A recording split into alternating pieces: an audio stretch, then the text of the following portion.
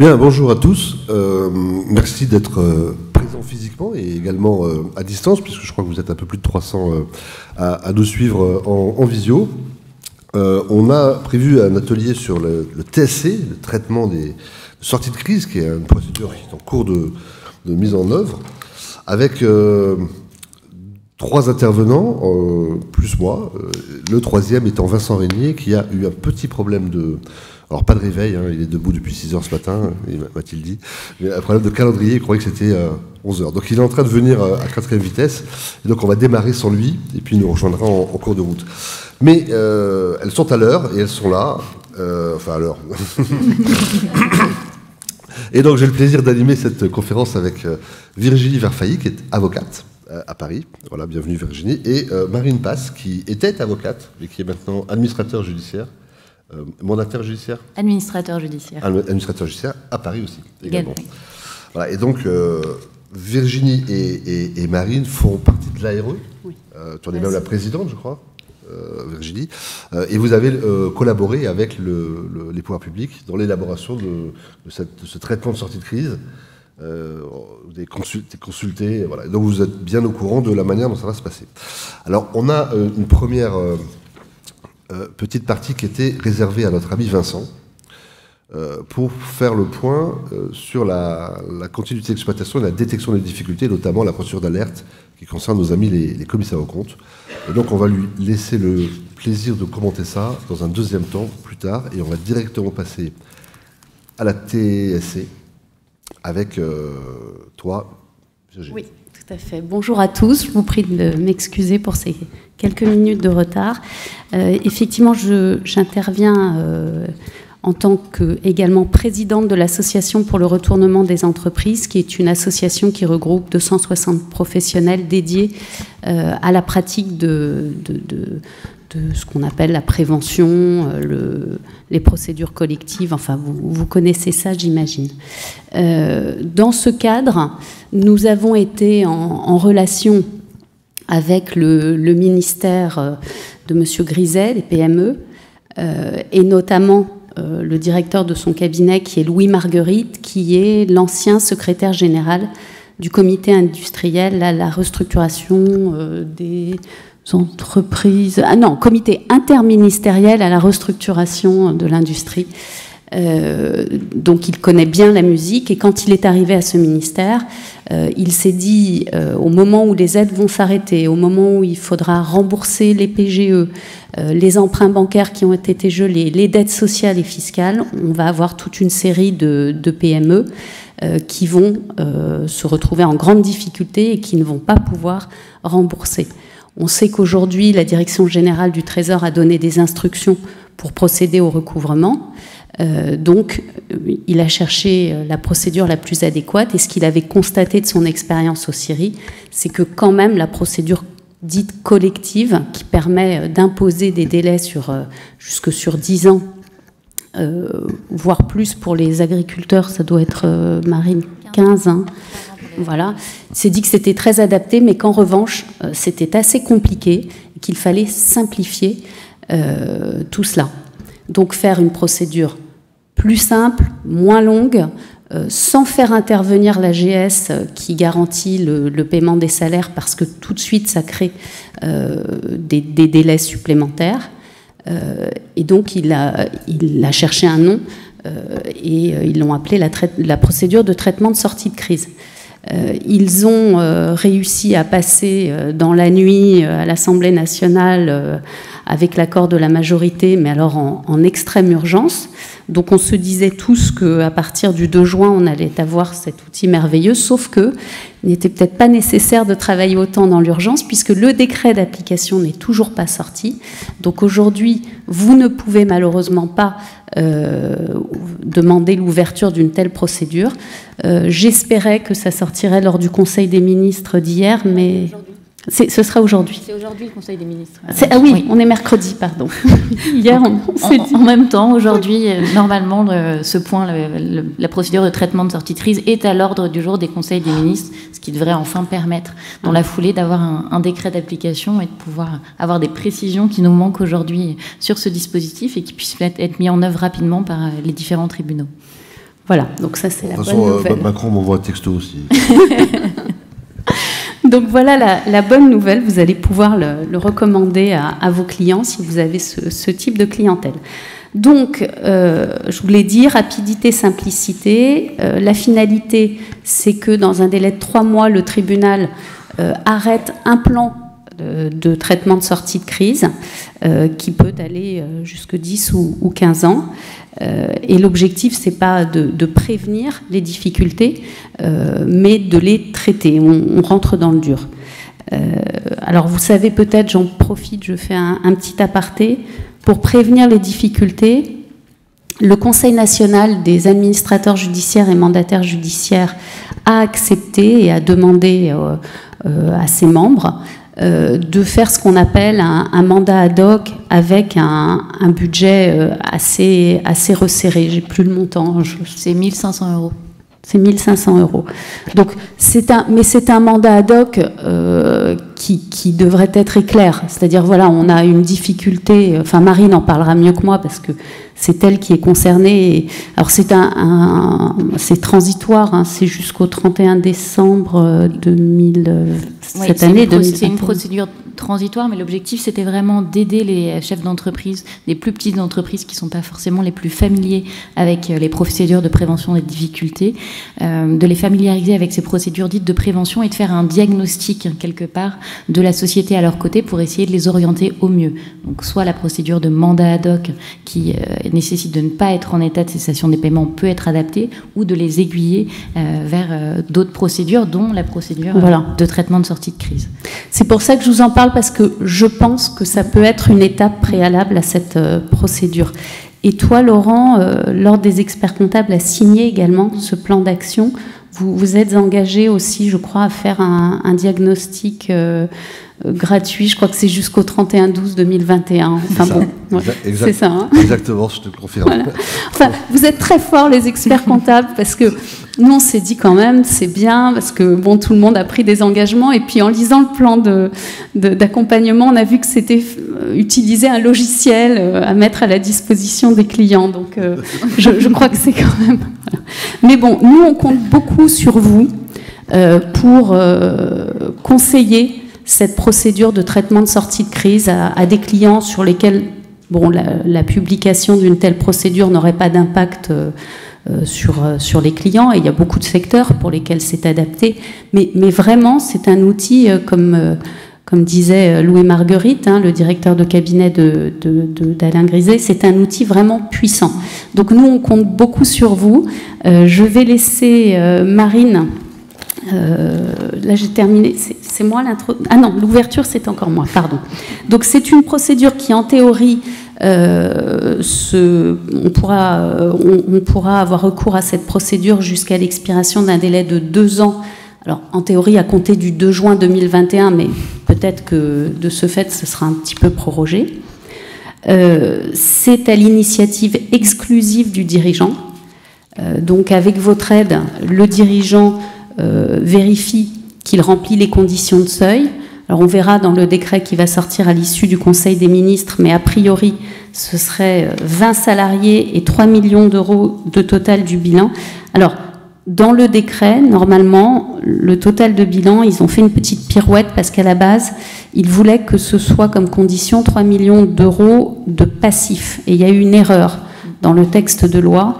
Donc dans le décret, ils ont essayé de rectifier en définissant la notion de total de bilan comme total de bilan hors capitaux propres. Et tout ça apprécié à la date de clôture du dernier exercice. Donc on doit présenter au tribunal donc on dépose une demande au greffe du tribunal, une demande d'ouverture de procédure de traitement de sortie de crise, et on remet un dossier au greffe qui convoque à une audience au cours de laquelle le dirigeant va comparaître.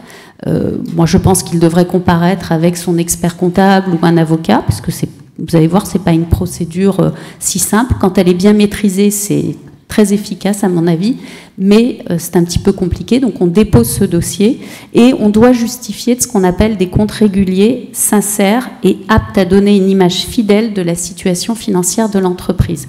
Ils ont longuement hésité pour savoir si on devait avoir une attestation d'un expert comptable. Et pour des raisons que je ne maîtrise pas bien, ou en tout cas, voilà, ils ont pris la décision de ne pas le demander, en se disant notamment que beaucoup d'entreprises n'en bénéficieraient pas de cette procédure. Donc, peut-être c'est Marine qui vous expliquera, ils ont prévu une étape préalable éventuellement pour qu'on puisse bénéficier de comptes dignes de ce nom. Bon, moi, vraiment, ce que je recommande, c'est que si vous conseillez cette procédure à vos clients, faites une attestation, alors pas une attestation comme un commissaire aux comptes, évidemment, mais en tout cas, préparez-lui des comptes qui semblent réguliers et sincères, pour que, en arrivant à l'audience, il ait quelque chose de sérieux. Vous savez que les juges dans les tribunaux de commerce sont des commerçants, ils connaissent la musique. S'ils voient que c'est des comptes préparés par un expert comptable, je pense qu'il n'y aura aucune difficulté pour l'ouverture, avec faisant apparaître bien le respect des seuils. J'ai deux petites questions. Si tu as des capitaux propres négatifs, tu peux te retrouver avec en fait plus que 3 millions de dettes. Et ben dans ce cas, tu n'es pas exigible. Vas-y, parce que tu prends le total du bilan moins les capitaux propres. Ah oui, pardon, oui. Donc tu peux avoir un total du bilan moins les capitaux propres de 3 millions. Oui, tout à fait. En fait, avoir moins 500 000 en situation nette. Oui, c'est ce qu'on s'était dit, tout à fait. Bon, bah ça donc c'est ça le seuil. Et alors l'attestation, si c'est pas l'expert comptable qui l'a fait, c'est qui? C'est le dirigeant qui... Il n'y a pas d'attestation. Il n'y a pas d'attestation. Ils ont renoncé à cette condition. Donc c'est le tribunal qui devra apprécier au regard des éléments fournis par le débiteur dans son dossier si les comptes lui paraissent réguliers, sincères et aptes à donner une image fidèle. Donc ça fait peser en réalité sur le tribunal cette appréciation de la qualité des comptes. Qui est un peu particulier, donc c'est pour ça qu'il faudra voir comment ça sera, visible. Normalement, ils vont faire un dossier comme en procédure en sauvegarde ou en redressement judiciaire, c'est-à-dire que c'est un dossier assez facile à compléter sous format Excel, et on verra en fonction, à mon avis, des éléments et des pièces à joindre au dossier exactement quelle forme ça pourra prendre. Mais je pense que le tribunal se basera surtout, comme c'est le cas aujourd'hui en sauvegarde ou en redressement judiciaire, sur les comptes du dernier exercice. Ils vont regarder si déjà il y a des comptes au dernier exercice clos, ce qui n'est quand même pas toujours le cas, et de quelle façon ils ont été complétés, s'ils ont été faits seuls ou avec le comptable et l'expert comptable du dirigeant ou de la société. La seule attestation que devra remettre le dirigeant, on vous a mis un slide qui s'appelle le décret d'application, où en est-on? Et ça, je suis persuadée que ça ne bougera pas. C'est une attestation sur l'honneur qui certifie l'absence de mandat ad hoc ou de conciliation dans les 18 mois qui précèdent, ou s'il y a eu un mandataire ad hoc ou une conciliation, de mentionner le nom du mandataire ad hoc ou du conciliateur qui a été désigné et le tribunal qui l'a désigné. Donc c'est la seule attestation. L'entreprise doit être en état de cessation des paiements. Ça a été un choix qui a été longuement mûri, puisqu'il se posait la question de faire bénéficier de cette procédure, de faire bénéficier à toutes les entreprises, y compris celles qui ne seraient pas en état de cessation des paiements, de cette procédure, mais ils se sont dit que là, ce serait la porte ouverte pour échelonner des dettes sur 10 ou 15 ans et que ce n'était pas possible. Et, comme je vous le disais tout à l'heure, comme l'AGS n'intervient pas, il faut justifier qu'on est à jour de ses salaires et qu'on pourra les payer dans le temps. L'objectif, c'est d'être efficace et rapide. Donc, oui. Ça, alors, si on fait prendre en charge par l'AGS, on ne fait pas prendre en charge par l'AGS. Donc là, il n'y a pas de prise en charge. Non. Marine, c'est toi là ou... Alors, non, pardon. La dernière position. Alors, Vincent vient d'arriver. Merci, Vincent, d'avoir chamboulé ton agenda pour nous. On avait prévu de te faire intervenir en tout début, mais on t'a remis maintenant à la fin. Voilà. Mais tu interviens quand tu veux, si tu as des questions ou des remarques pertinentes. Donc vous devez justifier au tribunal également que vous êtes en mesure de lui présenter un plan qui tient la route d'appurement des dettes, qu'il pourra arrêter dans un délai de 3 mois, ce qui, vous allez voir avec Marine, est très très court.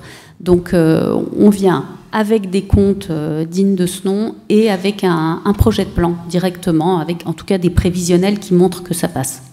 Voilà.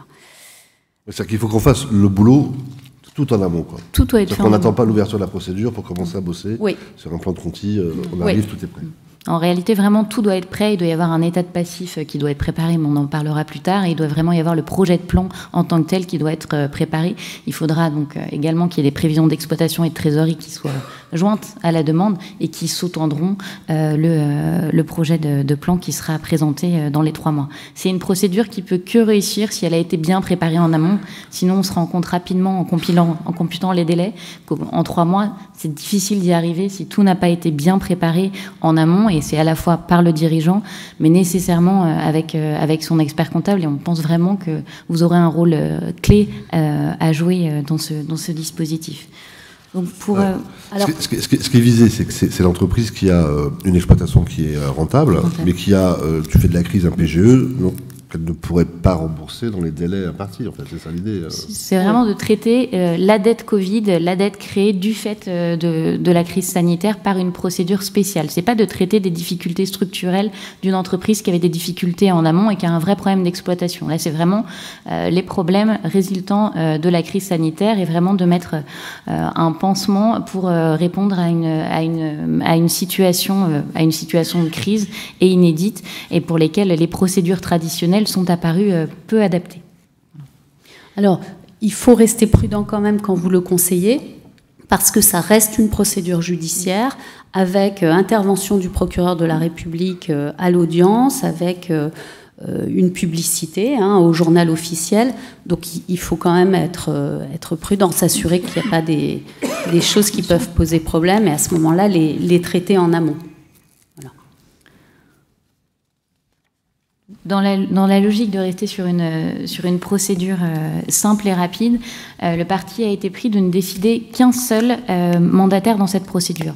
Normalement, que ce soit en sauvegarde ou en redressement judiciaire, il y a un administrateur judiciaire qui a pour rôle d'assister le dirigeant dans la gestion courante de son entreprise et de l'aider notamment dans la préparation du projet de plan, et un mandataire judiciaire qui a pour rôle le passif de la société. Donc c'est le représentant des créanciers au sein de la procédure.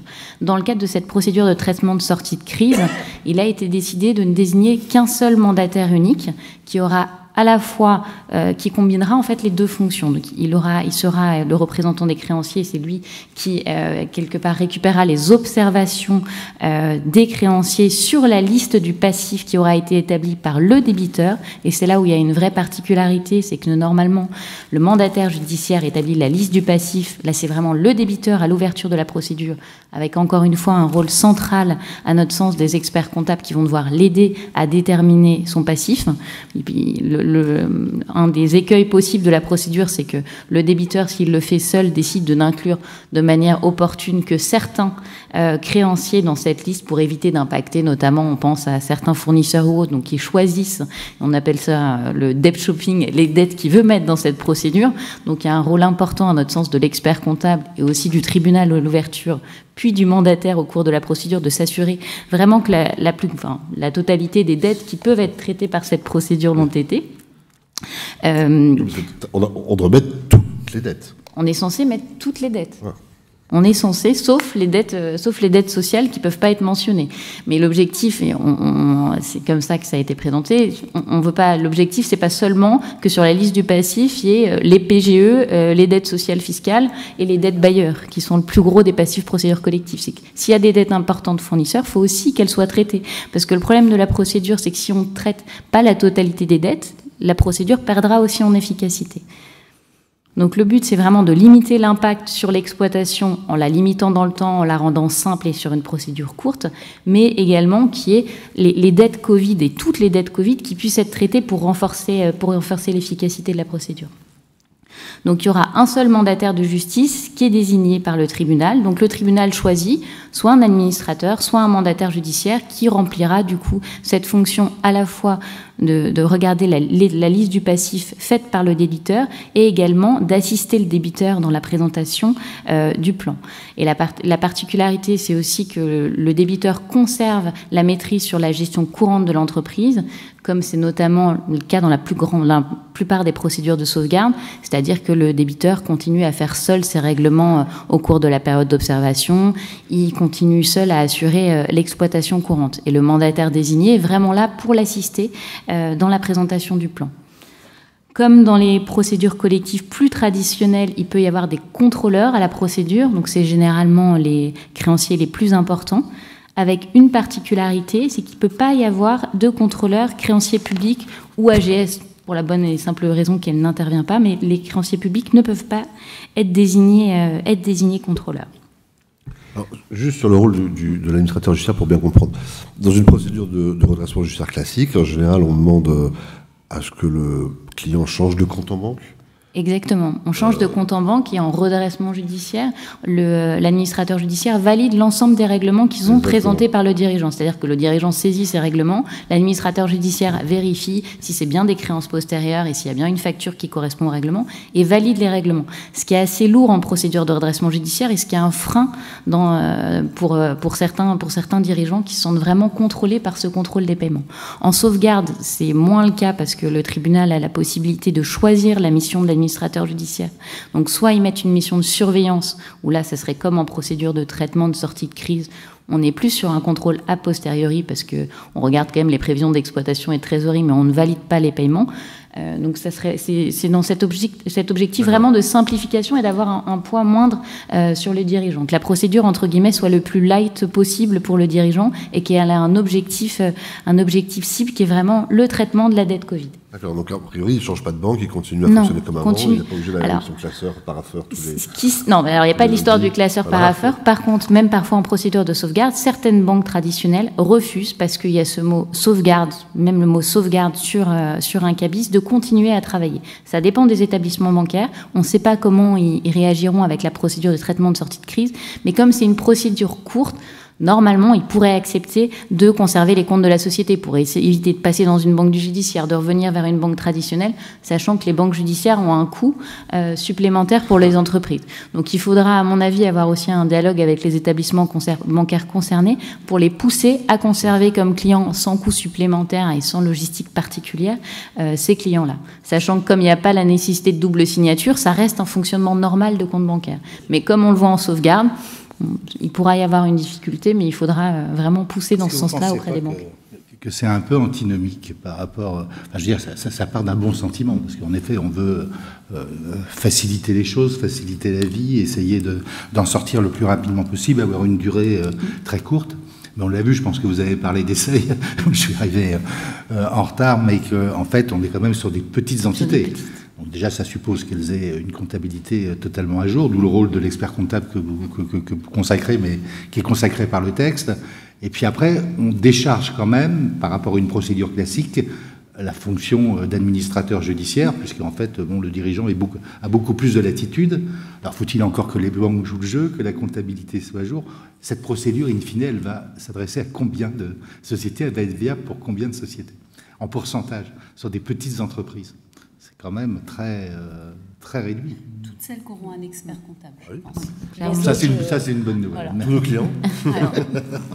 Tous nos clients, ils ont compte à jour. Un dirigeant seul aura du mal, à mon avis, à mettre en place, à suivre, parce que c'est vraiment tout. Enfin, les délais sont courts, sans préparation et sans assistante. Je pense que c'est une procédure qui est vraiment difficile à mettre en œuvre, parce que même si dès le jour 1 de la procédure, il y aura un mandataire qui sera désigné pour l'assister, si le travail n'a pas été fait en amont, ça sera vraiment compliqué de tenir dans ce délai de 3 mois. C'est une procédure qui est faite pour les clients des experts comptables. Exactement. C'est comme le CF, oui. C'est une mission pour les experts comptables. Non, mais c'est exactement, on va parler de la sauvegarde tout à l'heure, mais c'est comme la sauvegarde, il faut avoir, être bien équipé quand même. Il faut être bien équipé, exactement. Donc sur la durée de la procédure, comme vous le disiez Virginie, on est sur une procédure qui a une durée maximum de 3 mois, donc c'est au bout des 3 mois, ça s'arrête. Il faut soit avoir arrêté un plan dans ce délai-là, soit changer de procédure. Alors, pour reparler simplement des modalités pratiques de la... 3 mois, mais ça veut dire que ça peut durer 2 mois. Oui, si le plan est prêt avant. Alors, la difficulté qu'on a, parce qu'il y a la liste du passif qui est quand même préparée par le débiteur. Il y a les créanciers qui vont avoir des délais, alors qui doivent être précisés par décret pour faire leurs observations sur cette liste. parce qu'ils vont être circularisés. Le débiteur fait sa liste, le mandataire désigné par le tribunal écrit aux créanciers qui sont sur la liste en leur demandant de faire leurs observations. Ils ont un délai pour répondre. Aujourd'hui, en redressement judiciaire ou en sauvegarde, ce délai est de 30 jours. Pour le moment, on ne sait pas tellement si ce délai-là sera modifié pour la procédure de traitement de sortie de crise. Donc, ça suppose que tant que ce délai-là n'est pas purgé, on n'a pas de vision réelle de cet état de passif, qui sous-tend quand même la présentation du plan. Parce que pour qu'un plan soit viable, il faut qu'il soit fait sur un état de passif qui est le reflet de la réalité. Attention, parce que ce délai, en fait, on a demandé au moment de... Il y a eu une consultation sur le projet de décret à laquelle Marine a participé pour la RE, et on lui a demandé de le réduire. On a demandé de réduire, pas le délai d'observation sur la liste du passif, mais après, une fois que le projet de plan est prêt, on circularise les propositions d'appurement aux créanciers. Et ce délai-là est de 30 jours. Et il a été réduit à 15 jours par les dispositions Covid. Et on a demandé du coup que ces dispositions particulières Covid de réduction à 15 jours soient inscrites dès le départ dans la procédure de traitement de sortie de crise. Mais si on a déjà le délai pour avoir un passif figé, qu'après il faut recirculariser les créanciers sur le projet de plan, on est déjà sur un délai qui est près de 2 mois, ce qui laisse peu de temps pour préparer le projet de plan et pour travailler sur celui-ci. Donc c'est pour ça que, comme le disait Virginie, il faut vraiment travailler en amont et que le projet de plan soit quasiment prêt et soit qu'à ajuster à la marge en fonction des observations qu'il pourrait y avoir sur l'état du passif et autres, ou des finalisations de prévision d'exploitation et de trésorerie à revoir. Mais il faut vraiment que tout soit prêt en amont. Si le débiteur arrive et que le tribunal... sans être préparé, ça ne pourra pas fonctionner. C'est pour ça que le tribunal, dès l'ouverture, doit s'assurer que le débiteur est dans la capacité de présenter un projet de plan dans les 3 mois. Encore une fois, c'est subjectif comme appréciation, mais le tribunal aura un vrai rôle. Il devra regarder est-ce qu'il y a des comptes, est-ce que l'état de passif a l'air plus ou moins fiable, et est-ce qu'il y a un embryon de plan ou un projet de plan qui existe déjà pour permettre à la procédure d'aboutir dans les 3 mois. Donc la préparation sera vraiment clé. Alors, donc, après, on passe à la détermination du patrimoine du débiteur. Donc, on en a parlé. Donc, il y a un inventaire des biens du débiteur qui peuvent être faits. Et sur la simplification de la détermination de l'état des créances, c'est ce que je viens de vous expliquer. En réalité, c'est l'état de passif fait par le débiteur, revu sur la base des observations des créanciers, avec le mécanisme de contestation, donc c'est-à-dire les observations des créanciers sur la liste, une fois que la liste a été circularisée par le mandataire, pour aboutir à un passif qui est censé refléter la réalité des dettes de la société, sur la base duquel on présentera un plan. Et comme je vous le disais tout à l'heure, le but, c'est vraiment d'éviter qu'il y ait un choix dans les dettes, le debt shopping. C'est pour ça qu'on a vraiment besoin des experts comptables dans ces procédures pour s'assurer que l'état de passif reflète en réalité la comptabilité de l'entreprise. Mais à un moment donné, on a quand même une annonce légale qui va informer un débiteur de défaillance d'entreprise pour qu'il puisse produire. Alors, il y aura une publication qui sera faite de l'ouverture de la procédure. Donc, cette procédure va exister. Et après, le mandataire ne circularisera que les créanciers qui seront sur la liste du débiteur. Donc, pour ceux qui seront sur la liste, ils recevront un courrier, ce qui les aidera à déclarer leurs créances dans le délai. Par contre, pour les autres, s'ils ne s'en rendent pas compte eux-mêmes et s'ils ne sont pas sur la liste, ils ne déclareront pas leurs créances. Elle ne sera pas prise en compte. Et donc, en fait, ce qu'on se dit, c'est la notion de debt shopping. On se dit avec Marine qu'il y a beaucoup d'entrepreneurs qui ne vont mentionner que les dettes qu'ils souhaitent voir étalées. Et ils vont se dire, on va essayer de passer sous le radar. Moi, j'y crois pas beaucoup, parce que quand on remet des comptes, on a un peu une idée quand même, mais il y en a forcément qui passeront sous le radar. Donc, soit ils sont payés, soit on a une entreprise qui a juste oublié et qui s'imagine qu'elle pourra imposer le délai aussi à ce créancier, mais il ne s'imposera pas de plein droit. Donc, il pourrait y avoir une résolution du plan, une modification du plan. Ça posera des problèmes, ça c'est certain. Aujourd'hui, on le voit dans les dispositifs Covid qu'il y a eu sur les procédures collectives classiques. En sauvegarde, il a été prévu dans les derniers dispositifs la possibilité, pendant la période Covid, de présenter un projet de plan sur la base d'une attestation de l'expert comptable, parce que pour présenter des projets de plan rapides. Donc, ça y est, parce que pour qu'un passif soit définitif, il faut que les créanciers aient déclaré leurs créances. Ils ont 2 mois pour le faire. Plus 4 mois pour les créanciers étrangers. Il faut que la vérification du passif soit faite. C'est long. Généralement, en procédure classique, on n'a pas de passif avant 6 mois, de passif figé. Donc ce qui est long. Et il y a certaines entreprises, quand elles rentrent en procédure collective, qui ont envie d'aller vite pour limiter l'impact sur l'exploitation. Donc il y a cette possibilité qui a été faite de présenter un plan sur l'exploitation sur la base d'une attestation de l'expert comptable, ce qui permet de sortir un plan de sauvegarde dans les 2 à 3 mois sur la base de cette attestation. Et même quand il y a ces attestations, on se rend compte qu'il y a des choses qui ne peuvent pas être dans l'attestation, de type les créances prévisionnelles qui sont déclarées par les créanciers publics. Parfois, il y a des contentieux qui n'ont pas été forcément mentionnés dans les comptes, ce genre de choses. Déjà, quand il y a une attestation de l'expert comptable, parfois, il peut y avoir ce genre de choses. On se dit que dans ce type de procédure, sans attestation de l'expert comptable, il y a un risque encore plus important qu'il y ait des dettes qui soient omises. C'est pour ça qu'on militera quand même, et je pense que c'est l'objectif aujourd'hui, pour qu'avec les demandes d'ouverture, il y ait une attestation de l'expert comptable sur le passif pour que ce passif soit fidèle. Parce que si on a un passif qui n'est pas fidèle, on se retrouvera avec des créanciers qui, quelques temps après l'arrêté du plan, viendront réclamer le paiement de leurs créances parce qu'ils ne seront pas dans le plan. Et la société ne sera pas capable de faire face au paiement comptant de ces dettes-là, même avec l'apurement des autres dettes. Donc c'est dans l'intérêt de tout le monde, et je pense que c'est vraiment ce qu'il va falloir expliquer aux dirigeants, que les plans soient présentés sur la base d'un passif totalement exhaustif. Et ce qui est compliqué, s'il n'y a pas d'attestation de l'expert comptable et s'il n'y a pas de vérification de passif et de délai long pour que le passif soit vérifié, parce que comme vous le disiez, les tiers vont avoir du mal à être au courant de cette procédure si le mandataire judiciaire ne leur écrit pas. Et malgré la publicité, dont on ne connaît encore pas réellement la portée et qui doit être précisée par l'écrit. En termes de responsabilité pour l'expert comptable, par rapport à cette attestation, compte tenu des délais très courts que l'on a, entre autres par rapport à l'exhaustivité du passif? Alors, je pense que vous pourrez mettre toutes les réserves possibles sur cette attestation. C'est sur la base, qu'il y a un outil quelque part qui soit didactique sur la base de la comptabilité. C'est de la comptabilité, essayer de sortir un passif le plus fidèle possible avec les réserves, parce qu'il y a toujours des dettes qu'on ne connaît pas dans une entreprise. Oui, c'est pour ça que je vous disais tout à l'heure, on dit attestation, mais c'est pas une attestation comme un commissaire aux comptes.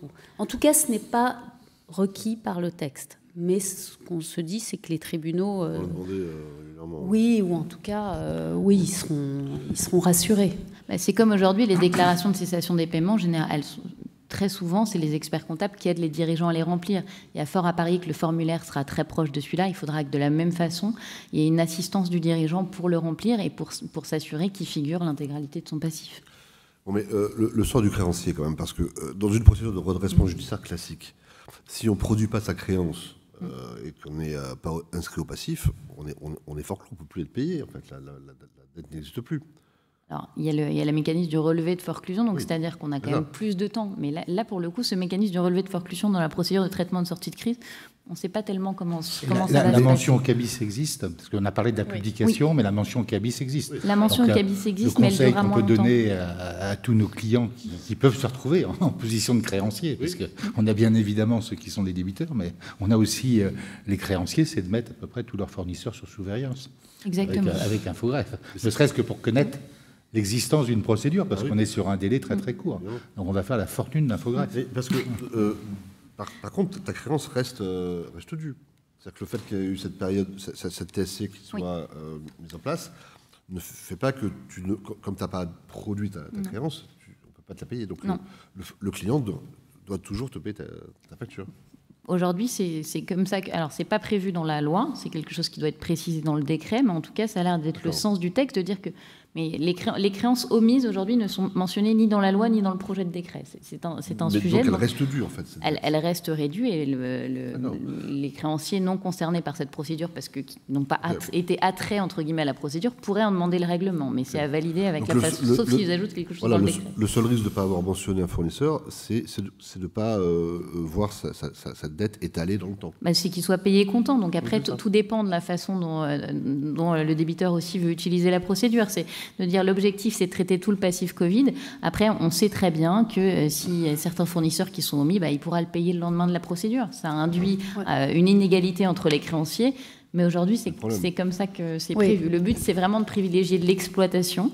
Alors, on peut considérer que les dettes PGE, les dettes bailleurs et les dettes créanciers publics sont moins des dettes d'exploitation au sens propre, mais l'objectif, c'est quand même que s'il y a un passif fournisseur important qui a été constitué, les plus grosses dettes soient quand même traitées dans ce plan. Mais si elles ne le sont pas, aujourd'hui, il n'y a rien dans le texte qu'empêche que dès le lendemain de l'arrêté du plan, ou même au cours de la procédure, il puisse y avoir un paiement de ce fournisseur. Ouais, alors effectivement, pas vu, pas pris. En revanche, si un créancier qui est étalé découvre cette situation, je dirais quand même aux dirigeants, faites un petit peu attention parce que votre responsabilité pourrait peut-être être engagée. Hein.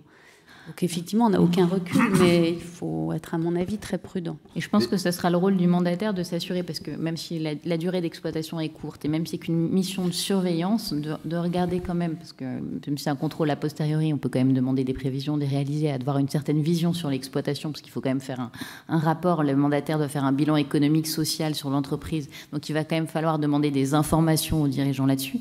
Si on s'aperçoit que, par exemple, les principaux fournisseurs de la société ne sont pas du tout dans le passif, ni son bailleur, ni telle et telle chose, ça va susciter des questions de la part du mandataire qui assiste quand même le débiteur dans la présentation du plan. Donc, lorsqu'il présente le plan au tribunal, c'est aussi le rôle de s'assurer qu'en tout cas les principaux acteurs, quand on regarde l'exploitation de la société, sont concernés de près ou de loin par le plan. Mais c'est vrai que dans un délai court, c'est pas forcément simple à faire. Donc il faut une parfaite collaboration avec le dirigeant, qu'il ait conscience de son intérêt à mettre le passif de manière exhaustive, et également de l'expert comptable de la société quand il est là, qui sera une aide précieuse pour le mandataire et pour le tribunal dans l'appréciation de la viabilité du plan qui est présenté. Donc le contenu du plan, on est vraiment sur la durée classique du plan de sauvegarde de redressement judiciaire, parce qu'ils ont laissé la durée maximum de 10 ans et de 15 ans pour les exploitations agricoles, avec la seule différence, c'est qu'en sauvegarde ou en redressement judiciaire, la troisième annuité du plan doit être supérieure à 5%. C'est-à-dire qu'on peut faire un plan progressif, mais il faudra que la troisième annuité, le montant du passif payé, soit supérieur ou égal à 5%. Là, ça a été porté à 8%. L'autre particularité de la procédure de TSC, et c'est aussi pour répondre à certaines craintes des dirigeants, c'est que les dirigeants ont souvent peur qu'en cas d'impossibilité de présenter un plan, on lance un plan de cession. C'est-à-dire que l'administrateur judiciaire recherche des repreneurs pour reprendre son activité. Ça, c'est une option qui existe qu'en matière de redressement judiciaire, qui n'existe pas en sauvegarde et qui est vraiment une des craintes souvent des dirigeants. De la même façon, en procédure de traitement de sortie de crise, il n'y a pas cette possibilité de mettre en œuvre un plan de cession totale de l'activité. Il peut y avoir des cessions partielles d'activité qui viennent en complément du plan de traitement de sortie de crise qui est présenté, mais il n'y a pas de cession totale de l'activité qui est envisagée. Donc ça devrait être de nature à rassurer certains dirigeants qui sont assez frileux sur le sujet. Est-ce qu'on ne peut pas basculer d'une procédure de traitement de sortie de crise à une procédure de redressement judiciaire et à ce moment-là se retrouver dans la même situation? On peut basculer au terme des 3 mois. S'il y a une impossibilité de présenter un plan ou si le plan n'est pas arrêté, le texte prévoit que le ministère public, le mandataire ou le débiteur peut saisir le tribunal pour mettre fin à la procédure de traitement de sortie de crise et ouvrir un redressement judiciaire ou une liquidation judiciaire si les conditions sont remplies. Donc ça voudrait dire pour le redressement judiciaire, il faudra que le débiteur soit en état de cessation des paiements, ce qu'il est normalement, qu'il est obligatoirement s'il est en procédure de traitement de sortie de crise. Et après, tout dépendra entre le redressement et la liquidation. S'il y a une possibilité de poursuivre l'activité et de financer une période d'observation, dans ce cas-là, on peut aller en redressement judiciaire. Ou s'il n'y a aucune possibilité de financement, dans ce cas-là, ce sera une liquidation judiciaire. Il faut quand même être sûr de son coup quand on y va. Exactement. Au départ, je sais qu'on en parlait avec Virginie, les discussions avaient été de prévoir aucune passerelle avec ces procédures, justement, pour que le dirigeant soit libre derrière d'aller en redressement judiciaire ou en liquidation judiciaire. Et finalement, dans le texte, il est prévu la possibilité de saisir le tribunal et que ce soit notamment, parce que le dirigeant le fera que s'il en a envie, mais le ministère public ou le mandataire qui sera désigné, nécessairement s'il constate l'impossibilité de présenter un plan et que les conditions de l'une ou l'autre des procédures collectives sont remplies, aura l'obligation de solliciter l'ouverture de ces procédures. Nous, ce qu'on constate dans notre quotidien avec les tribunaux, c'est que, sauf cas exceptionnel où le dirigeant aurait commis vraiment des fautes de gestion, voire du pénal, les juges sont quand même assez bienveillants. Et quand on arrive pour cette procédure, et c'est pour ça que je vous disais, il faut vraiment que ce soit préparé avec quasiment le projet de plan, quand on arrive avec une telle demande d'ouverture devant un tribunal, moi, je pense que la réaction des juges, ce sera d'accepter des plans, même si parfois c'est peut-être un petit peu, ça tire un peu. Donc je ne suis pas très inquiète sur le risque qu'au bout de 3 mois, on parte en RJ ou en LJ. C'est vraiment si là ils ont précisé quand même que c'est en cas d'impossibilité de présenter un projet de plan. Donc on est vraiment sur le cas où la procédure aboutirait sur rien et où finalement la procédure se révélerait peut-être comme pas adaptée à la situation de l'entreprise. Qu'on découvrirait peut-être que finalement c'est un problème structurel d'exploitation et pas juste de l'impact de la crise sanitaire sur l'activité de la société. Mais je suis d'accord avec toi Virginie, les tribunaux sont bienveillants et le but ce sera de favoriser ces procédures pour traiter les dettes Covid à un moment où on voit justement que certains créanciers publics reprennent les poursuites, que les bailleurs commencent vraiment à se réveiller et multiplient les mesures de recouvrement forcé des créances. Ça aura pour effet, comme l'ont là une procédure collective, de geler toutes les dettes antérieures, donc quelque part de laisser la société respirer pendant ce court délai de 3 mois pour traiter ces dettes-là. Et une fois qu'elles seront traitées, il ne pourra plus y avoir de mesures d'exécution au titre de ces dettes qui seront traitées dans le plan. Donc c'est vraiment de permettre à la société de repartir sur le bon pied après avoir traité ces dettes qui finalement ont une origine qui est totalement étrangère à son exploitation. Alors, dans une procédure de redressement classique, on interroge souvent les créanciers pour savoir s'ils acceptent un abandon total ou partiel, enfin, en général partiel, moyennant un paiement immédiat. On a le même dispositif en TSC ? Exactement, on a le même dispositif, c'est-à-dire qu'aujourd'hui on prévoit la consultation, on peut faire des propositions qui soient des propositions d'apurement du passif, et ils devront se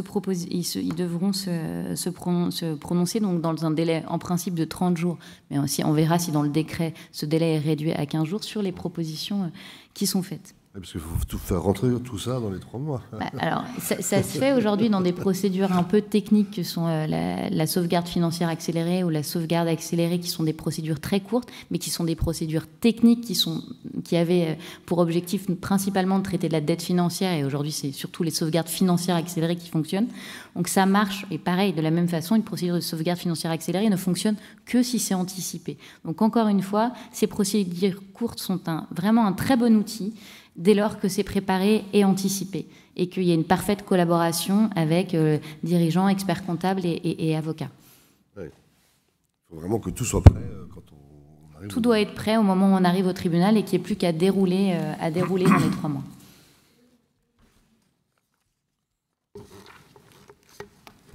Ah, c'est bon ? Virginie, Alors, synthèse. La synthèse ou le tableau ? La synthèse ou les principales caractéristiques, peut-être. Oui. La slide d'après, du coup. Non, je pense que ce sera... Parce que ça, c'est un petit peu la même chose. Donc, on vous a fait un tableau avec les principales caractéristiques. En résumé, on vous l'a dit, c'est une procédure courte, 3 mois, ce qui rassurera, à mon avis, beaucoup le dirigeant. Simplifiée, il n'y a que le dirigeant qui peut la demander. Il n'y a qu'un seul mandataire de justice qui ne s'immisce pas dans la gestion, qui surveille et qui principalement l'assiste dans la préparation du plan. On peut imposer des délais qui vont jusqu'à 10 ans, voire 15 pour les exploitations commerciales. Ça fonctionne aussi, j'ai dit agricole, ça fonctionne aussi pour les professions libérales. Oui. Donc ça, c'est... Bon, c'est important. Nous, en tout cas, je sais qu'on a des confrères, on sait par l'ordre qu'on a des confrères qui en ont besoin. Donc, c'est des choses qui fonctionnent aussi. Pas de possibilité de plan de cession totale, Marine vient de vous le dire. État de cessation des paiements requis. Tout le monde ne peut pas en bénéficier. Il faut être vraiment en difficulté et quand même montrer au tribunal que c'est le Covid qui est à l'origine. Le dirigeant fait lui-même son passif. Et une anticipation, mesdames, messieurs, votre travail sera déterminant.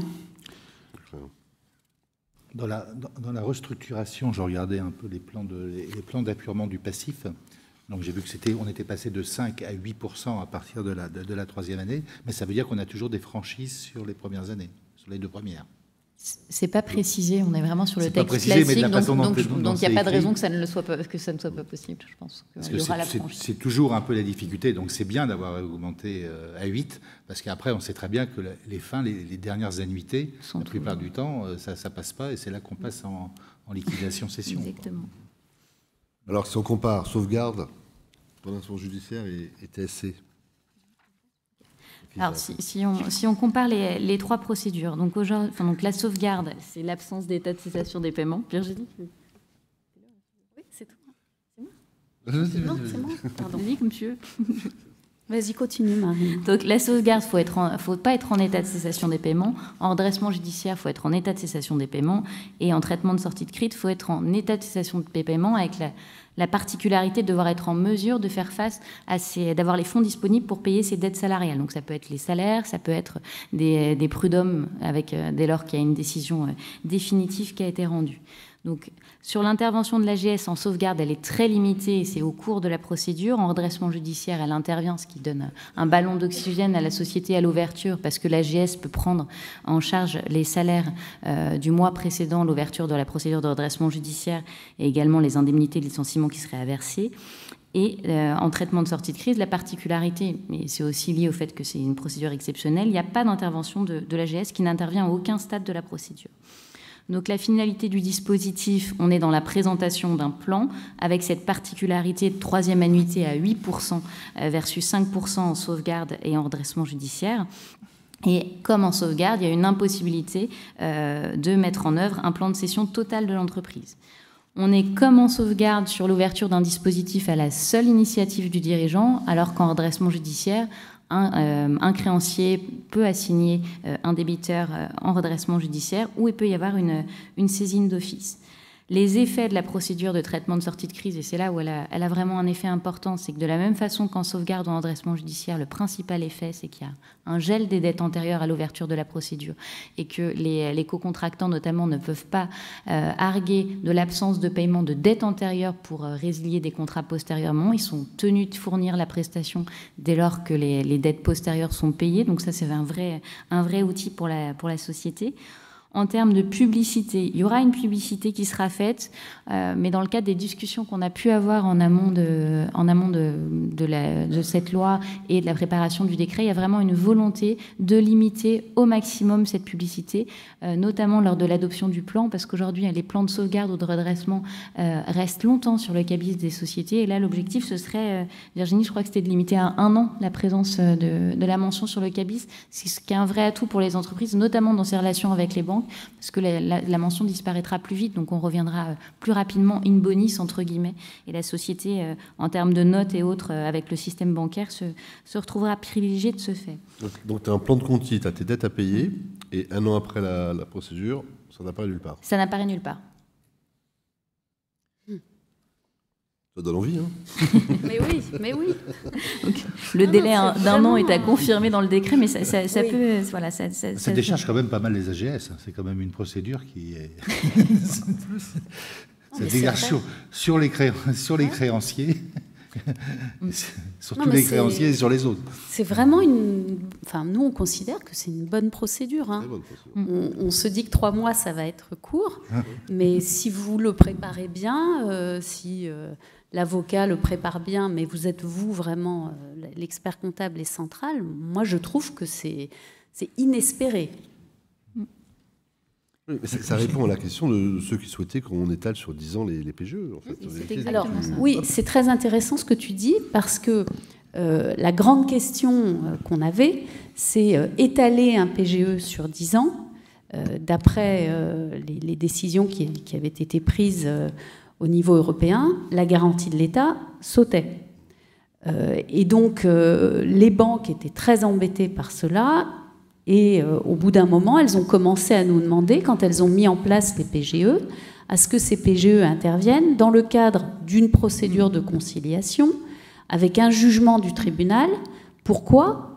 Parce que quand un PGE est consenti en conciliation dans un protocole homologué par le tribunal, derrière, en cas de défaillance de l'entreprise, le tribunal ne peut plus imposer des délais aux créanciers qui bénéficient de ce qu'on appelle ce privilège de la conciliation qui naît de ce jugement d'homologation du protocole. Donc vous voyez, on se retrouvait, c'était quand même assez pénalisant, les derniers PGE qu'on a fait, parce que les banques l'exigeaient systématiquement, c'est quand même publié.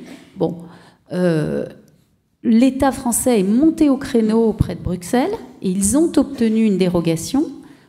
La garantie de l'État ne tombe pas si le PGE est étalé sur 10 ou 15 ans dans le cadre des procédures dites collectives et même dans le cadre d'un protocole homologué en conciliation. Donc ça a été vraiment un pas très important, et il y a un arrêté qui est sorti, je crois que c'est au mois d'août, qui le confirme. Qui était très attendu. Mais donc aujourd'hui, c'est vrai que ça détend beaucoup les relations avec les banques pour l'octroi de nouveaux PGE, qui est possible jusqu'au 31 décembre, et pour la renégociation, parce que c'est vrai que là, on est à un stade où on renégocie beaucoup de PGE, parce qu'on se rend compte que les modalités d'apurement classiques sur 5 ans après un an de franchise, il y a beaucoup d'entreprises qui ne seront pas capables d'y faire face. On va accélérer, comme ça on va vous laisser un maximum de temps pour poser des questions. Je crois qu'il y a 2-3 personnes qui avaient des questions, dont une question d'Agnès, que j'imagine très pertinente, j'en suis sûr. Alors, l'intervention de l'expert comptable. Je crois qu'on en a vraiment parlé de ça. Et du commissaire aux comptes, toi tu l'as aussi. Hein. Oui. Indispensable, le commissaire aux comptes. Vous voyez, on vous a parlé en amont de préparer la demande d'ouverture et au cours de la procédure d'assister le débiteur dans l'élaboration des dettes. Bon, alors concrètement, on en est où aujourd'hui? La liste des dettes. Parce que là, vous nous avez appâté, mais ça ne marche pas. Aujourd'hui, ce que je comprends, c'est qu'on va avoir un décret aujourd'hui ou demain, enfin voilà, ça va être publié. Je regarde si j'ai un SMS de Macron. C'est vraiment imminent, là. C'est imminent. C'est certain. Donc on a les comptes rendus, on a regardé hier avec Marine, c'est à 16h50 qu'on reçoit les comptes rendus des conseils des ministres. Chaque jour, on regarde aussi, nous, à la Compagnie de Paris, on regarde ça tous les jours. Hein, donc on essaie de voir le décret, mais on n'a pas vu. Donc aujourd'hui, les seuils sont quasiment arrêtés. Il n'y aura pas de surprise. On saura, mais oui, a priori, les seuils dont on vous a parlé tout à l'heure. Non, ces slides-là, on en a vraiment parlé, Laurent. Si on est pressé, je pense qu'on peut les passer. Là-dessus, tout ça, c'est bon, les 10 jours. Oui. délais, c'est ce qu'on attend. Ouais, tout ça, on l'a vu tout à l'heure. Alors, tu avais prévu un petit rappel sur la procédure de sauvegarde? Alors sur la procédure de sauvegarde, on a déjà parlé en comparant... Pardon Marine, juste une chose. Sur les CCSF, n'hésitez pas à saisir les CCSF parce qu'elles ont des instructions pour donner des délais plus longs que d'habitude. On arrive à des 36 mois, ça peut aller jusqu'à 48 mois quand l'entreprise a une taille plus importante. En tout cas, c'est acté dans le plan d'action pour le traitement de la sortie de crise. Donc, indépendamment de toute procédure, si vous voyez que votre client a des problèmes essentiellement d'échelonnement des dettes fiscales et sociales, n'hésitez pas à tenter une CCSF. Sachant que depuis récemment, maintenant, toutes les caisses de retraite peuvent être incluses dans la CCSF, et c'est vrai que c'est un vrai plus pour certaines entreprises. Donc il ne faut pas hésiter. Et les parts salariales à voir avec chacune des CCSF, mais sur la partie URSSAF retraite, ils ont accepté pendant toute la période Covid de les prendre en compte. Là, c'est encore le cas dans les dossiers les plus récents. Donc il faut poser la question à la CCSF au moment de la saisine. Mais dans la plupart des cas, aujourd'hui, c'est encore quelque chose qui est accepté. Et je pense que jusqu'à la fin de l'année, ils accepteront de prendre les parts salariales dans les plans d'appurement. Donc c'est vrai que c'est un vrai plus pour les entreprises aujourd'hui. Donc sur la sauvegarde, très rapidement, l'objectif c'était d'en parler 3 minutes parce que si aujourd'hui les entreprises dépassent les seuils qui sont prévus pour la procédure de traitement de sortie de crise, la sauvegarde, il y a 2 outils qui nous paraissent particulièrement adaptés, qui seraient la sauvegarde et la procédure de conciliation. Donc sur la procédure de sauvegarde, très rapidement, elle peut durer 18 mois, mais elle peut être aussi utilisée comme un outil court, et encore une fois, avec la possibilité de présenter un plan sur la base d'une attestation de l'expert comptable, on arrive à faire des procédures de sauvegarde où on rentre et on sort en 3-4 mois. Tout dépend un petit peu de la période à laquelle la procédure est ouverte, mais on arrive à rendre des procédures de sauvegarde courtes. Donc l'intérêt de la procédure de sauvegarde, c'est par le nom sauvegarde, en principe vis-à-vis des tiers, ça a moins d'impact sur l'exploitation. Elle est publique, mais avec un impact plus limité. Le dirigeant conserve la totalité de la maîtrise qui conserve sa gestion courante, sauf si le tribunal décide d'une mission d'assistante, c'est-à-dire où là, l'administrateur judiciaire valide les paiements et autres, est plus impliqué, mais en tout cas, c'est assez rare d'avoir des missions d'assistance en procédure de sauvegarde, le texte le prévoit, mais c'est rare. Il n'y a pas de possibilité de mise en œuvre d'un plan de cession, qui est généralement le frein pour les dirigeants, et ça permet d'étaler les dettes sur une durée de 10 ans. Donc c'est vraiment un outil approprié, avec un effet moindre que le redressement judiciaire sur la sauvegarde. dès lors que l'entreprise n'est pas en état de cessation des paiements, mais ça peut être un outil important à mettre en place en période Covid. On peut avoir la période de sauvegarde, la procédure de sauvegarde accélérée aussi. Exactement, mais ça c'est à la main du dirigeant et des organes de la procédure de l'accélérer. Ça permet de raccourcir quand même un petit peu de raccourcir des délais. Mais c'est vrai que la sauvegarde, c'est aussi un excellent outil. Souvent, je dirais qu'on pense que c'est réservé systématiquement aux grandes entreprises. Non, ça ne l'est pas réservé. Au tribunal de commerce de Paris, là, on voit quand même une augmentation du nombre de sauvegardes qui ont été prononcées. Mais c'est vrai aussi que les différentes mesures qui ont été prises pendant la période Covid pour les conciliations et qui permettent au président du tribunal de commerce d'arrêter l'exécution de certaines choses peuvent en effet aussi favoriser les procédures de conciliation. Exactement, sur la procédure de conciliation, on vous a fait une dernière slide. La procédure de conciliation, normalement, elle dure 5 mois maximum. Oui. Aujourd'hui, elle a été portée à 10 mois, c'est-à-dire que toutes les procédures de conciliation qui seraient ouvertes jusqu'au 31 décembre 2021 peuvent durer jusqu'à 10 mois. Donc 10 mois, c'est une durée longue, ça permet de faire beaucoup de choses. Et avec la possibilité aussi qui est offerte au président du tribunal, juge de la conciliation sur demande du débiteur, ce qui est vraiment une nouveauté, d'interrompre ou d'interdire toute action de la part d'un créancier. Donc c'est-à-dire que le président du tribunal peut interdire toute mesure d'exécution sur une dette pendant la période de conciliation, à la fois sur des dettes échues et à échoir. C'est-à-dire qu'il y a beaucoup de procédures de conciliation qui ont été ouvertes pour les problématiques de bailleurs ou pendant la procédure de conciliation pour préserver cette trésorerie et toujours dans un objectif de discuter avec les bailleurs. Les sociétés ont demandé l'ouverture d'une procédure de conciliation, sont allées saisir le président du tribunal, et c'est une requête non contradictoire par définition, donc c'est-à-dire que le créancier concerné n'est pas au courant que cette demande a été faite au président du tribunal, on lui envoie que l'ordonnance a posteriori. Le président du tribunal peut dire je suspends l'exigibilité des loyers échus et à échoir pendant la durée de la procédure de conciliation et j'interdis toute action. C'est-à-dire que concrètement, le bailleur ne peut pas délivrer de commandement de payer et ne peut pas faire de mesures de recouvrement forcé de sa créance pendant cette période-là. Avec un point spécifique quand même, c'est que le tribunal de commerce, en effet, il est sur l'exécution. Mais par contre, c'est pas le juge des baux. Hein.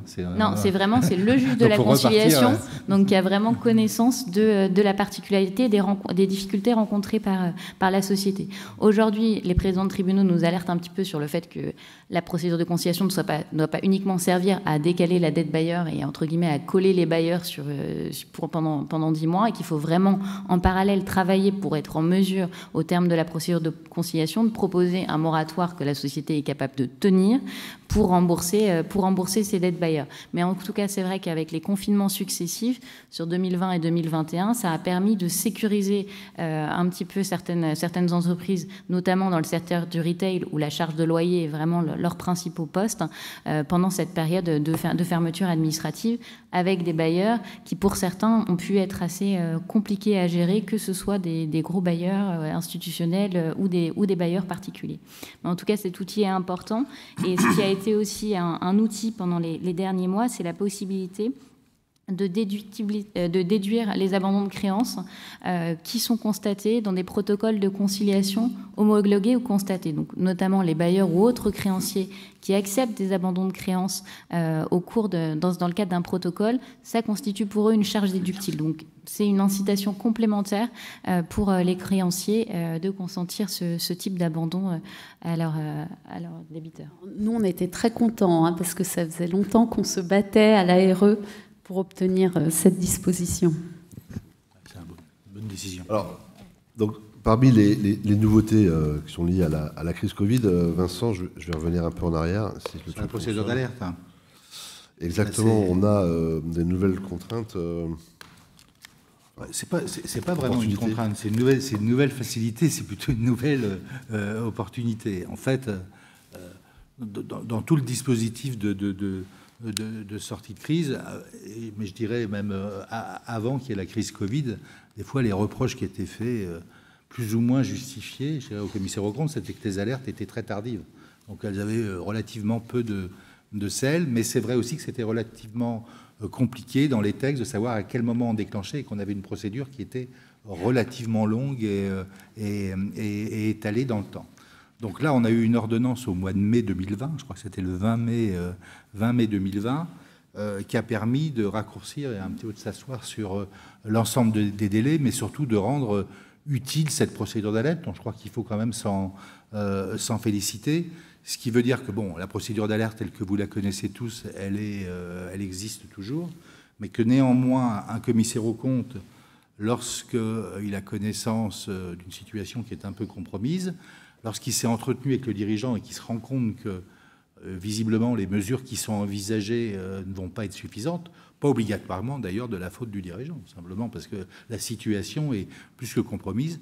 Tout de suite, au lieu de suivre toutes les phases de la procédure d'alerte que j'ai évité de vous rappeler toutes les phases de la procédure, il peut tout de suite contacter le président du tribunal de commerce pour l'alerter sur la situation, ce qui permet tout de suite de passer sur une phase directe de premier contact, j'allais dire de conciliation. Avant de parler de conciliation, disons de premier contact avec le tribunal de commerce. Et là, tout de suite, on repasse dans les procédures amiables dont on vient de parler. Alors, on a parlé aussi des procédures collectives quand on est en état de cessation de paiement, mais dès que l'on est dans une situation qui est compromise, déjà la conciliation, c'est la première chose qu'on peut se poser comme question. Bon, la procédure de sauvegarde, c'est une procédure collective, mais sans état de cessation de paiement, donc on est aussi en limite. Et puis il y a aussi le mandat ad hoc, éventuellement, sur certains points qui va pouvoir être décidé par le président du tribunal de commerce. Donc tout ça, ça facilite énormément la fluidité, je dirais, entre les professionnels et les tribunaux. Ça donne une véritable utilité à la mission du commissaire aux comptes. Faut-il encore qu'il l'exerce à temps et qu'il l'exerce avec célérité. Et puis, toutes les problématiques, je dirais, de secret professionnel, où on dit, voilà, qu'est-ce que je peux dire? Non, il n'y a plus de problème de secret professionnel.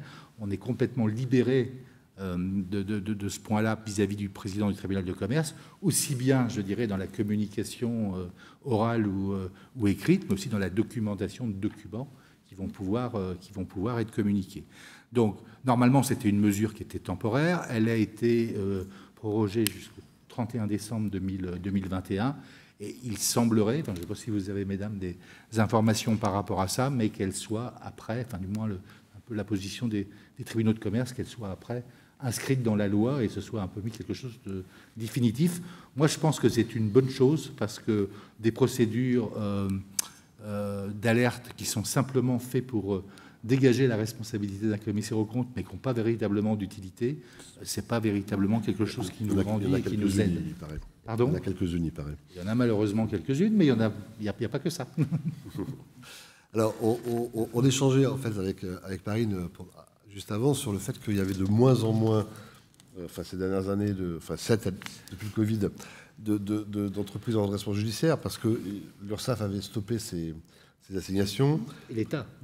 Alors, a priori, les SIE auraient repris. Tout le monde, on a vu là cet été, les SIE ont vraiment repris les mesures, les ATD sur les comptes des entreprises qui ne règlent pas la TVA. Cet été, on en a vu beaucoup. L'URSSAF a arrêté, repris. Je pense que là, ils vont vraiment reprendre les poursuites à compter de la rentrée. Donc c'est vrai que depuis 2 ans, il y a vraiment une baisse très importante du nombre de redressements judiciaires et de liquidations judiciaires qui ont été ouverts, surtout pour les liquidations qui sont souvent ouvertes sur assignation d'un créancier. Donc c'est vrai qu'on a vu une baisse importante. Et après, c'est vrai qu'avec toutes les aides qui ont été mises en place, il y a moins eu de défaillances d'entreprises au cours des dernières années. Mais là, c'est vrai qu'avec le retour des poursuites des créanciers publics et les bailleurs qui, encore une fois, dans certains secteurs, commencent vraiment, veulent vraiment voir leurs créances recouvrer rapidement. Il y a une reprise vraiment importante des mesures d'exécution depuis les dernières semaines. Je pense qu'il va y avoir une reprise progressive des procédures et ce sera sûrement le moment, en tout cas pour les entreprises qui se retrouvent face à ce type de difficultés, de faire appel à la procédure de traitement de sortie de crise qui permettra notamment pour les créanciers publics de traiter le passif fiscal social de manière sur une durée longue et compatible avec les capacités financières de la société. Pardon. J'étais trop loin. Exactement. Et donc, on peut s'attendre à ce qu'auprès de nos clients, on ait une recrudescence d'entreprises en difficulté. D'abord, le rattrapage de celles qui ont réussi, grâce au Covid, en vérité, à survivre. Oui, certains, c'était un ballon d'oxygène. Qui aura peut-être déposé le bilan depuis longtemps s'il n'y avait pas eu les PGE qui sont arrivés par miracle. Mais donc, il faut pour ça que tous les experts comptables d'Île-de-France soient informés. Donc, on a fait beaucoup de webinaires avec Virginie pendant la période de 2020, mais aussi depuis 2021. Et on s'est aperçu qu'une des difficultés en fait, que vous rencontriez souvent n'était pas nécessairement la connaissance technique des procédures. Voilà, les formations qu'on délivre vous permettent de les appréhender. On a également des formations au niveau de notre organisme ASFOREF, mais que parfois il y avait besoin d'un conseil pratique et pratico-pratique. Et donc on s'est rapproché des tribunaux de commerce avec Vincent, c'est un travail qu'on a fait avec la CRCC. On a contacté tous les tribunaux de commerce de toute l'Île-de-France et on leur a demandé de nous désigner un correspondant qui est en général le juge chargé de la prévention au sein du TC. Et donc on a leur numéro de téléphone mobile, on a leur adresse mail. Et c'est Mélodie, qui est ici, qui reçoit en fait les mails que vous pourriez adresser à soutenir vos clients au c-paris.fr ou au 01 55 04 31 78 et qui, à partir de là, identifie la nature de la question que vous avez et vous met en relation avec ce magistrat. Et donc le magistrat, lui, va pouvoir analyser la situation. Donc l'intérêt de cette procédure, c'est que c'est réservé uniquement aux experts comptables et aux commissaires aux comptes. C'est complètement anonyme, vous n'êtes pas obligé de donner le nom de votre client, et vous appelez le magistrat chargé de la prévention dans le ressort du tribunal dans lequel votre client est situé.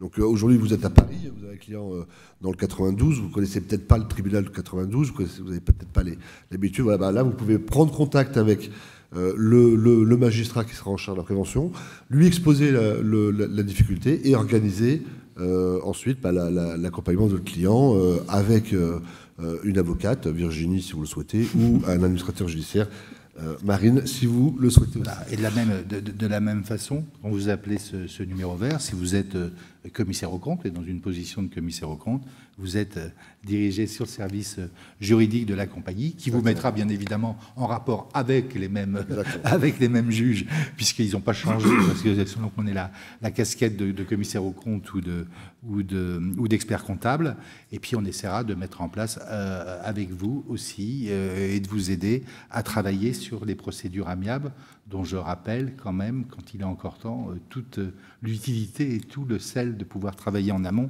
c'est quelque chose de très très important. Alors, on va pouvoir maintenant répondre à vos nombreuses questions, mais avant ça, je vous remercie d'applaudir nos intervenantes.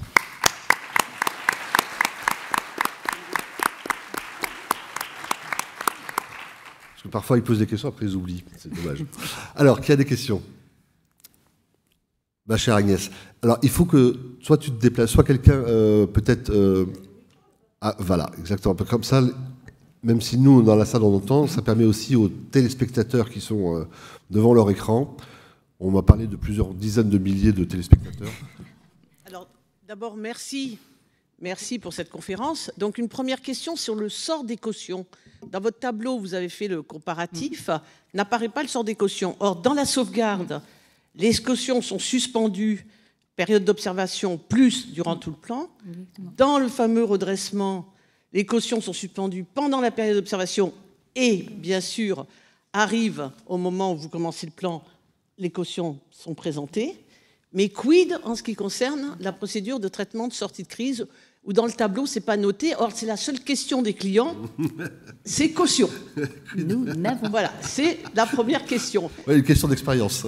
Voilà. Merci d'y répondre, parce que c'est la première question de nos clients. Aujourd'hui, on n'a pas la réponse à cette question. C'est pas quelque chose qui est mentionné. C'est pas quelque chose qui est mentionné dans la loi, donc on n'a pas la réponse aujourd'hui. Je ne sais pas si ce sera précisé dans le décret. Malheureusement, sur cette procédure-là, on n'a pas la réponse aujourd'hui. Merci d'y avoir répondu. Par contre, on a une bonne nouvelle à vous annoncer, c'est qu'a priori, on attend ça, je pense que dans le cadre de la transposition de la directive, Exactement. Les plans de redressement devraient pouvoir bénéficier aux cautions personnes physiques. Ça, ce qui serait un vrai plus. On est comme vous, on déplore le fait que les cautions ne puissent pas en bénéficier. l'origine, quand on est monté au créneau auprès de la chancellerie, c'est de nous dire « Ah ben oui, mais on a fait ça pour que la sauvegarde soit incitative ». Oui, sauf qu'un dirigeant ne dépose jamais par gaieté de cœur. Donc s'il dépose, c'est qu'il n'a pas d'autre solution. Et voilà. Donc a priori, ce dispositif devrait être élargi au plan de redressement. Merci. Donc ce qui serait bien, Monsieur le Président Benoît, c'est au moment où le décret présentera la position sur les cautions, puisque c'est la seule première question qu'ils vont nous poser. Donc leur parler de cette procédure sans qu'on soit capable de répondre sur ce problème de caution me pose un problème. Deuxième point, il est quand même très tentant de payer les 3-4 fournisseurs juste avant, ou peut-être on verra s'il n'y a pas certains malins qui... parce qu'il y a des traites qui vont courir. Il faut penser aux traites quand même. Donc ça veut dire qu'il y a une vraie rupture d'égalité des créanciers. Nous, experts comptables, on mettra sur notre attestation que c'est sur la base des éléments communiqués par le client, comme on a toujours fait. Donc ça, on saura le mettre. Mais vous voyez bien que c'est tentant, le côté shopping qui a été noté dans votre document, c'est le fait qu'il y aura toujours le côté où le client va vous dire « Bon, je paye quand même les 3, 4, 5 que je ne veux pas mettre sur les 10 ans ». Donc, notre responsabilité ne sera pas engagée, Monsieur le Président, mais ça sera à vous de répondre sur ce point qui est de dire sur la base des éléments communiqués. Voilà. Et la rupture d'égalité, il faudra peut-être quand même regarder ce que ça signifie. Parce que si un tribunal, pour une raison qui, par exemple, les comptes ne sont pas réguliers, je ne sais pas où il va trouver exactement la définition, mais refuse la procédure de sortie de crise, quid à ce moment-là? Que fait le tribunal? Il transforme en redressement? Qu'est-ce qui se passe, maître? Non, il n'y a pas de passerelle prévue à l'ouverture. C'est vraiment en cas uniquement d'impossibilité de présenter un plan. Donc on repart avec le client. À mon avis, vous repartez. Et s'il y a une volonté d'ouvrir une autre procédure plus appropriée... Mais non, mais ce qui est important pour nous, c'est de savoir si le tribunal ne peut pas s'approprier le dossier. Dès lors qu'il refuse pour les 3-4 points que vous avez notés, nous, on peut repartir tranquille avec le dirigeant. Aujourd'hui, c'est comme ça que c'est présenté. C'est comme c'est une procédure qui est à l'initiative seule du dirigeant et qu'il n'y a pas de passerelle possible. Oui, parfait. Non, mais c'est important. Parfait. Ah oui. Oui, non, mais c'est une très bonne remarque. C'est-à-dire que comme il aura reconnu la cessation des paiements, c'est clair que ce fameux délai de 45 jours, il ne pourra pas dire plus tard si il y a une défaillance et si sa responsabilité est engagée, il ne pourra pas venir prétendre que la cessation des paiements n'existait pas. Donc c'est vrai qu'il met un peu le doigt dans l'engrenage. Après, l'état de cessation des paiements peut toujours être couvert si l'entreprise va mieux. S'il décide de ne pas demander un redressement judiciaire, c'est qu'il se dit « j'ai d'autres moyens de m'en sortir ». Il peut demander une conciliation, enfin voilà. Mais oui, il y a ce sujet de la responsabilité du dirigeant. Alors, j'ai un petit bémol. Marine, sauf erreur, le procureur pourrait déposer une requête pour solliciter l'ouverture. Mais franchement, moi, j'en ai vu 2 fois dans ma vie. Honnêtement, c'est quelque chose qui existe dans les textes, mais en pratique, qui n'existe pas réellement. Autant si vous venez avec une demande de redressement judiciaire, le tribunal peut ouvrir une liquidation judiciaire parce que les conditions de redressement judiciaire ne sont pas prévues. Là, aujourd'hui, rien dans les textes ne prévoit que si vous venez avec une demande d'ouverture de traitement de sortie de crise et c'est pas l'esprit du texte, vous pouvez repartir en redressement ou en liquidation judiciaire. C'est pas possible aujourd'hui. Je pense que le rôle du tribunal, à mon avis, sera aussi un rôle de pédagogie vis-à-vis des dirigeants en disant voilà, on considère que vous n'êtes pas éligible, de rappeler les autres procédures qui peuvent être ouvertes, donc en état de cessation des paiements, une conciliation ou un redressement judiciaire. Après, à charge pour le dirigeant de faire les démarches utiles pour faire ouvrir ces procédures plus appropriées. Mais il n'y a pas de possibilité, quand on va en chambre du conseil, à mon avis, avec une procédure de traitement de sortie de crise, de ressortir en redressement ou en liquidation. Il n'y a vraiment pas de possibilité, puisque je me souviens très bien des propos du rédacteur qui a dit on ne veut pas que ce soit un repoussoir. Donc, Alors, concrètement, parce que compte tenu du fait qu'il faille aller très vite, est-ce qu'il faut qu'on prépare tout en amont avec son expert comptable, son avocat et son administrateur judiciaire? C'est-à-dire qu'au moment où on ouvre la procédure, on choisit l'administrateur judiciaire avec lequel on va travailler? Comment ça marche? C'était pas prévu dans les textes. Par contre, depuis récemment, on peut, en sauvegarde, le débiteur a toujours pu proposer la désignation d'un administrateur judiciaire. En redressement judiciaire, c'est le cas depuis récemment. Et dans la procédure de traitement de sortie de crise, justement, il y a eu notamment en regard de cette nécessité d'aller vite et de pouvoir travailler et préparer en amont autant que faire se peut, il y a eu une proposition qui a été faite en ce sens, de dire pourquoi ne pas prévoir, alors qu'aujourd'hui c'est le cas en redressement et en sauvegarde, la possibilité de proposer le nom. Si on propose un nom d'administrateur judiciaire, le tribunal suit ou ne suit pas. Généralement, c'est suivi. Donc normalement, cette possibilité sera prévue dans le décret. D'où tout l'intérêt de préparer en amont, comme ça a toujours été le cas. Déjà. Exactement. Retourne au micro, Agnès, que tout le monde t'entende. Reste-y, Agnès. Après, d'autres personnes ont le droit de poser aussi des questions. Hein. C'est pas réservé qu'à Agnès, le micro. C'est très bien, Monsieur le Président Régnier, de dire anticipation, prévoir. Mais concrètement, sur le compte en banque, où j'ai des traites qui vont arriver, à ce moment-là, elles vont être payées si je ne bloque pas ce compte-là. Ah, c'est clair. Aller par contre à la Delubac ou aux autres qu'on connaît bien me paraît pas pensable dans cette procédure. En 3 mois, donc, est-ce que l'idée, pour qu'on anticipe tous, c'est de dire à notre banquier actuel ou nos banquiers, ouvrez-moi un deuxième compte, puisque normalement, dans les services bancaires, vous savez bien, dans toutes les banques, il y a un service spécial, procédure. Est-ce que vous, maître administrateur judiciaire, vous pouvez me répondre sur le fait qu'on peut demander aux banquiers d'ouvrir un deuxième compte dans le cadre de cette procédure, dans la même banque, pour ne pas aller encore sur ces fameuses banques, vous savez bien, spécialisées. Est-ce qu'on doit le faire, maître? Est-ce qu'on doit... C'est ça l'anticipation, c'est des choses concrètes. Mais ça, c'est des choses concrètes, je suis parfaitement d'accord avec vous. Aujourd'hui, quand on est en sauvegarde et que les banques acceptent de conserver, c'est les comptes en l'état.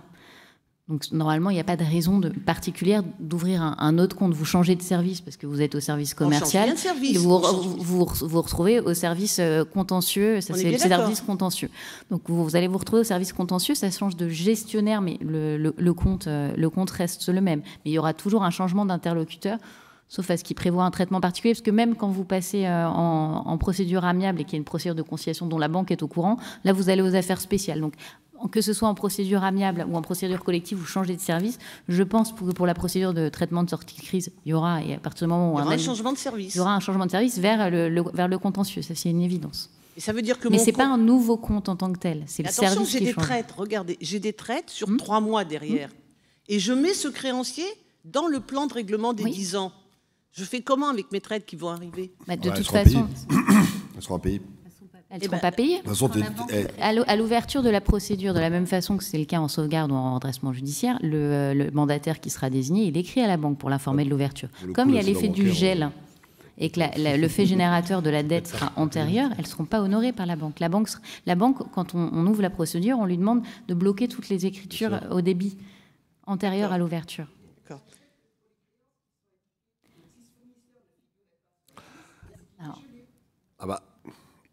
Bon, il y aura nécessairement des petites questions. Alors, dernière chose, et vous nous en excuserez au niveau de la profession si on pose crûment la question, puisqu'on nous dit, nous, on doit être gratuit pour le diagnostic, même si c'est un logiciel, on l'a bien noté, mais j'ai bien noté ça, la remarque de la présidente de l'ARE, et j'en remercie. Par contre, il y a des honoraires au niveau de notre anticipation, comme dit le président Régnier. Alors, ça veut dire que nous, on va prendre des honoraires pour cette préparation d'anticipation.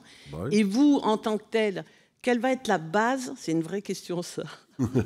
Mais comme je suis en plus personnalité qualifiée à la Commission nationale d'inscription et de discipline des administrateurs et des mandataires au ministère de la Justice, la vraie question, c'est de vous dire, vos honoraires, vous allez les inscrire sur quelle base? Sur le montant du passif déclaré? Sur le montant du passif... Allez-y, je voudrais bien vous entendre. Alors, je ne sais pas, parce que le barème n'est pas encore fait, ça sera sur la base d'un barème, comme c'est le cas en redressement ou en sauvegarde, c'est-à-dire qu'on rentre normalement... pour les administrateurs judiciaires, le barème, il est fonction du chiffre d'affaires réalisé au cours de la période d'observation, du nombre de salariés, de la sortie de l'issue du dossier, donc si un plan est arrêté ou pas. Donc ça sera le même barème pour vous? Alors, je ne sais pas, parce que la difficulté qu'on a, c'est que ça, c'est le barème administrateur. Les mandataires judiciaires n'ont pas le même barème. Non, je sais. Et là, on est sur un mandataire unique qui peut être l'un ou l'autre. C'est pour ça que je posais la question. Aujourd'hui, ce n'est pas quelque chose qui est tranché. Donc ça n'a pas été fixé, ça ne sera pas fixé dans le décret. Il n'y avait rien. Honoraire libre, alors. Non. Alors faites attention, les comptables, à vérifier ce point-là. Merci. Mais ça sera sur la base d'un barème commun. On négocie avant. Voilà. Ça s'anticipe. Non, parce que sur le point des honoraires, Alors, pour répondre peut-être juste une pression sur les honoraires, en procédure amiable, c'est des honoraires qui sont librement discutés entre le mandataire ad hoc, le conciliateur et le dirigeant, sur la base d'une convention d'honoraires qui est validée à l'ouverture par le président du tribunal et le parquet en conciliation. Et en redressement judiciaire et en sauvegarde, c'est sur la base d'un barème. Donc on applique simplement les textes et la rémunération est calculée automatiquement. Et c'est la même pour tous les administrateurs judiciaires de France. Il n'y a pas de différence, alors qu'en amiable, c'est vraiment chaque mandataire judiciaire ou administrateur judiciaire qui prend un mandat en conciliation ou un mandat ad hoc définit librement avec le dirigeant sa rémunération, ce qui explique qu'il peut y avoir des disparités, mais en redressement et sauvegarde, il n'y en a pas. Alors je crois qu'il y a une question de Catherine, qui piaffe. Bonjour, merci. C'est une question qui a un rapport peut-être indirect. Il y a aujourd'hui évidemment des créanciers qui commencent à demander, comme vous dites, le paiement de leurs créances.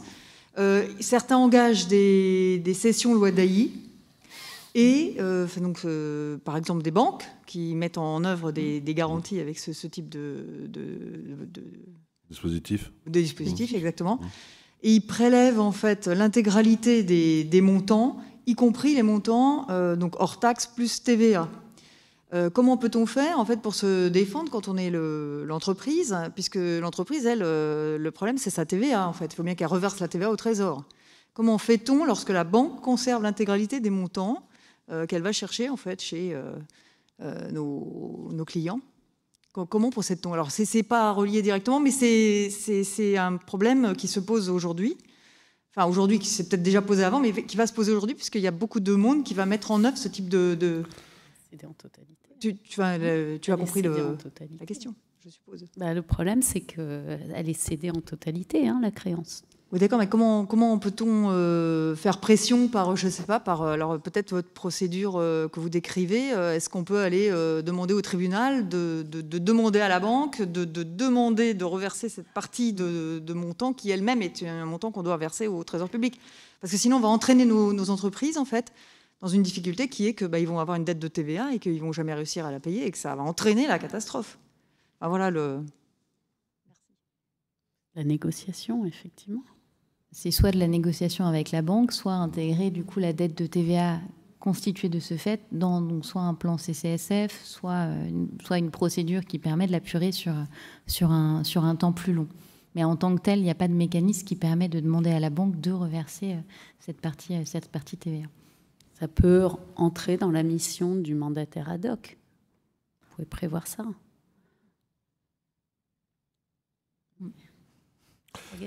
D'autres questions? Avec la banque et avec l'État. Non. Ah, j'ai une madame là-bas.